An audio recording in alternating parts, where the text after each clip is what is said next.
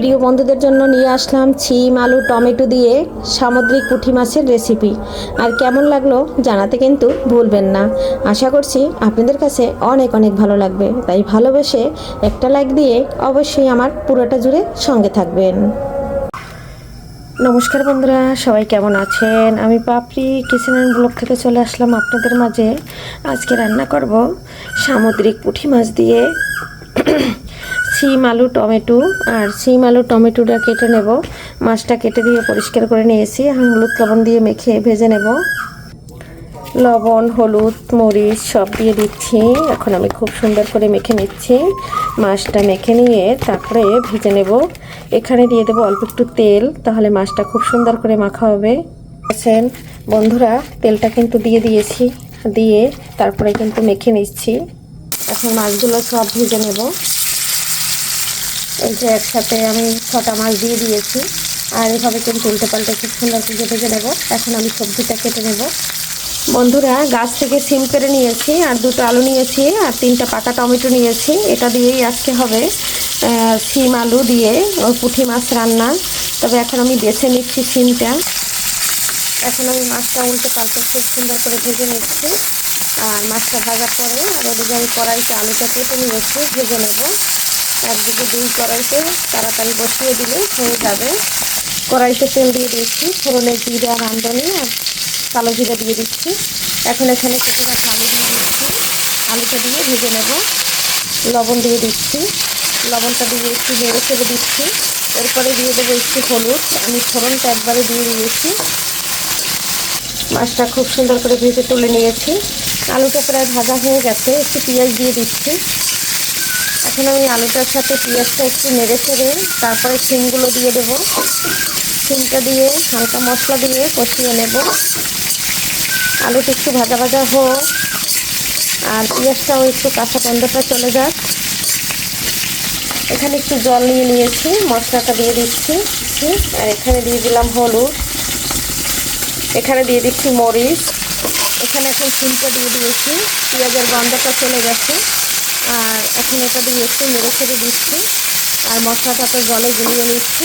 এটা দিয়ে আমি খুব সুন্দর করে কষিয়ে নেব। এখানে আমি মশলাটা গলানো জলটা দিয়ে দিচ্ছি। এখন আমি মশলাটা খুব সুন্দর করে কষিয়ে নেব। বন্ধুরা, 2 মিনিট ঢাকনা দিয়ে রেখে রেখেছিলাম। আমার এই যে মশলাটা কষানো হয়ে গেছে, আর আমি একটু নেড়ে ছেড়ে এখন একটু লবণটা দিয়ে দিচ্ছি। লবণটা তখন দেইনি। আর এই যে দেখুন, নেড়ে ছেড়ে দিচ্ছি। একদিকে আমার মশলাও কষানো হয়ে গেছে, সিম আলুটাও সিদ্ধ হয়ে গেছে, আর একদম কিন্তু খুব সুন্দর একটা কালারও চলে আসছে।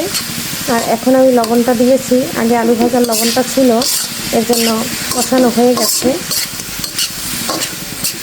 আর সিমও সিদ্ধ হয়ে গেছে, আলুও সিদ্ধ হয়ে গেছে, একদম তেলটা ছেড়ে দিয়েছে। এই পর্যায়ে দিয়ে দিচ্ছি গরম জল। যে যেরকম ঝোল রান্না করবেন সেরকম বুঝে জল দিবেন।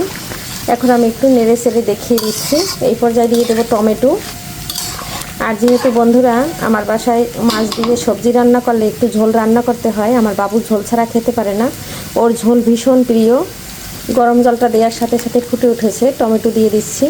এখন আমি জালটা হাই হিটে রেখে আমি কিন্তু 5 মিনিট রান্না করে নেব। আর এদিকে যেহেতু সিম আলুটা একদম সিদ্ধ হয়ে গেছে, আর টমেটো তো আমরা কাঁচাই খেতে পারি। এখানে 4টা মাছ দিয়ে দিয়েছি, 4টা মাছ দিয়েছি, আর কিছু মাছ ভেজে রেখে দিয়েছি।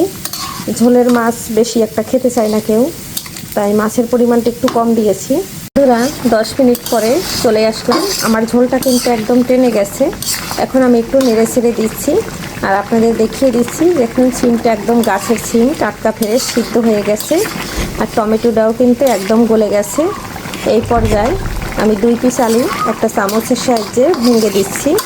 আর এখন দিয়ে দেবো এখানে আমি একটু জিরার গুঁড়া, ভাজা জিরার গুঁড়া। এখানে ভাজা জিরার গুঁড়াটা দিয়ে দিচ্ছি। রান্নাটা ফাইনালি হয়ে গেছে, ধনেপাতা দিয়ে দিয়েছি। এখন আমি নামিয়ে নেব। একটু নেড়ে ছেড়ে নামিয়ে নিচ্ছি। আর আজকে ধনেপাতা দিয়ে জাল দেব না, কারণ এখানে সিম আলুটা একটু কাঁচা কাঁচা ধনেপাতা থাকলে খেতে ভীষণ ভালো লাগবে, তাই। আর আজান দিয়ে দিচ্ছে বন্ধুরা। এই যে দেখুন বন্ধুরা, অফ ক্যামেরায় কিন্তু একদম নামিয়ে নিয়েছি। আর কেমন হয়েছে রান্নাটা জানাতে ভুলবেন না। আজকের মতো এখানে বিদায় নিচ্ছি, আবারও দেখা হবে আগামী রেসিপিতে। এ পর্যন্ত সবাই ভালো থাকবেন, সুস্থ থাকবেন। আপনারা কে কোথা থেকে বসে আমার ভিডিওটি দেখছেন অবশ্যই জানাবেন। আমি আছি ঢাকার থেকে। বাই।